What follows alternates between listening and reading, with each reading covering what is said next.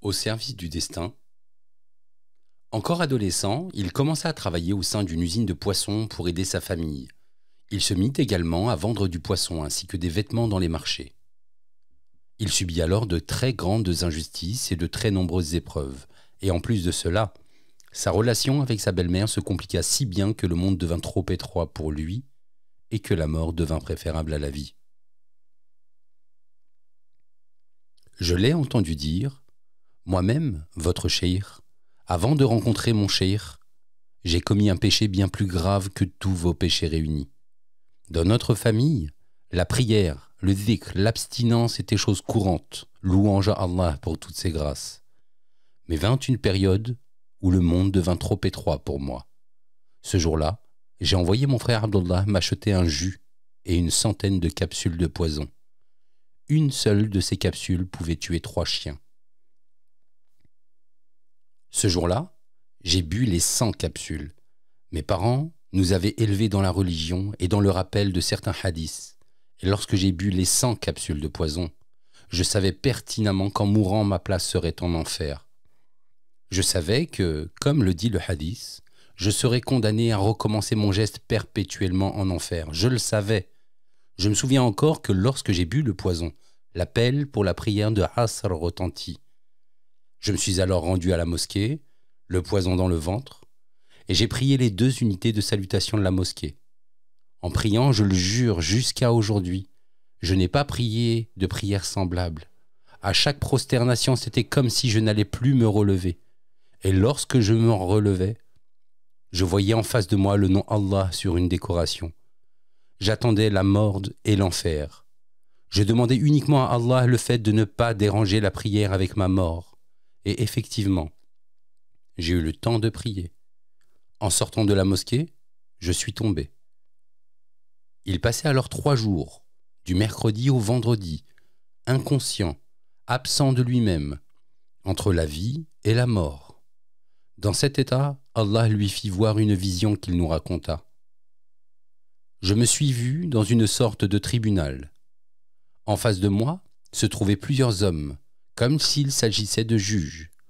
Je les voyais discuter de mon cas entre eux jusqu'à ce que l'un d'eux se tourne en ma direction saisissant son marteau, frappant avec force et disant « Mohamed Fawzi El-Kerkari est condamné à 10 ans de prison. » Il se réveilla de son coma avec l'appel de la prière du Jumu'ah qu'il alla prier. Il ne subsistait alors en lui aucune trace de capsules de poison, comme s'il ne les avait jamais ingurgitées. Après quelques jours, âgé de 19 ans, son état spirituel devint si intense qu'il s'isola de sa famille et de ses amis et voyagea à travers le Maroc. Il visita de nombreuses villes, foula de ses pieds des contrées lointaines, marcha entre monts et vaux. Il dit « Ma famille pensait qu'après mon suicide, j'allais recommencer. Pour eux, c'est comme si j'étais mort. » Le frère de notre cheikh, Sidi Abdel Nasser, nous dit « Je me souviens encore de ce jour, il était avec le Fakhir Ibn Sini.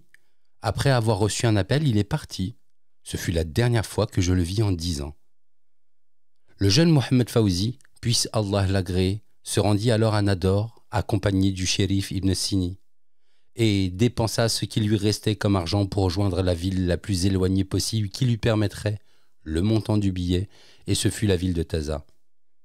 Cette ville où il vécut en internat durant son enfance, puis il continua son voyage vers Fès.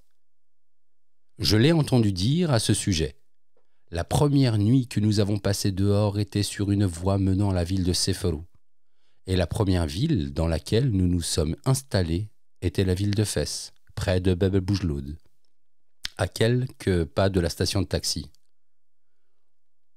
On ne connaissait personne, mais après quelque temps, je connus alors les différents quartiers de Fès, Montfleury, Zouara. Je me souviens d'une mosquée où nous avons passé de nombreuses nuits. Après Fès, nous nous sommes rendus à pied jusqu'à Oujda, où nous avons passé 3 mois. Et parmi les quartiers où nous avons vécu, celui dans lequel se trouve la Zaouïa de Oujda. Puis, nous nous sommes rendus à Nador pour seulement 3 jours.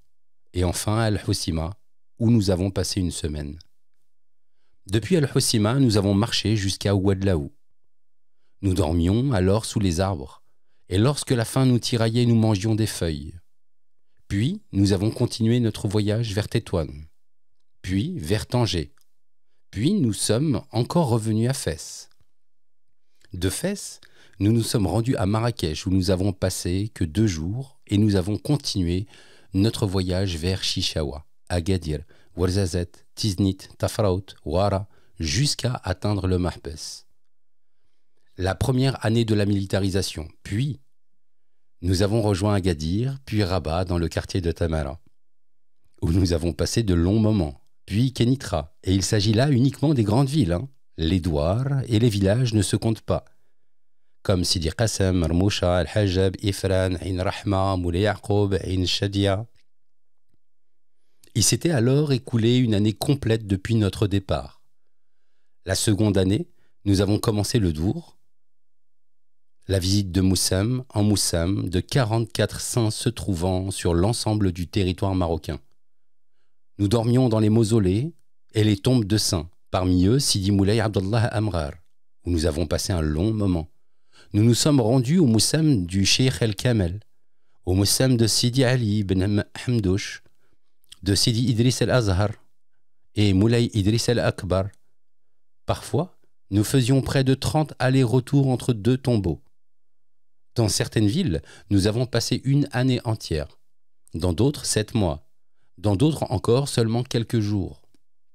De ce fait, aujourd'hui, lorsqu'un disciple nous dit qu'il vient de telle ou telle ville, nous savons qui il est, car nous avons connu les caractéristiques des habitants de ces villes durant notre siyaha, durant notre pérégrination. Si les habitants sont avares ou généreux, doux ou violents. Cheikh Mohamed Fawzi El-Karkari, qu'Allah sanctifie son secret, passait parfois des jours et des mois seul à traverser les champs et les montagnes, et dormait là où la nuit le surprenait. Il dit « Je prenais la terre comme lit et le ciel étoilé comme couverture. J'ai voyagé entre les montagnes, mais c'est auprès d'Allah que j'ai attaché mes bagages. » Il dit qu'Allah l'agréait. Je servais le destin et je ne le savais pas. Quand j'invoquais, le vrai répondait à mon invocation. Quand je cherchais, j'obtenais ce que je cherchais. Les créatures se tournaient vers moi où que j'aille. Lorsque les jours de faim se succédaient, il lui arrivait de manger dans les poubelles. Dans cet état, il entendait les arbres, et les pierres lui parlaient et il conversait avec eux. Il dit « Je me suis isolé des hommes, ce qui me poussa à converser avec les arbres et les pierres. Je suis incapable d'énumérer tous les prodiges que j'ai vécus durant ces années d'errance. » Il dit « Nous avons vécu avec des gens que vous ne pouvez imaginer. Nous avons vécu avec les gens les plus rabaissés et humiliés qu'ils soient.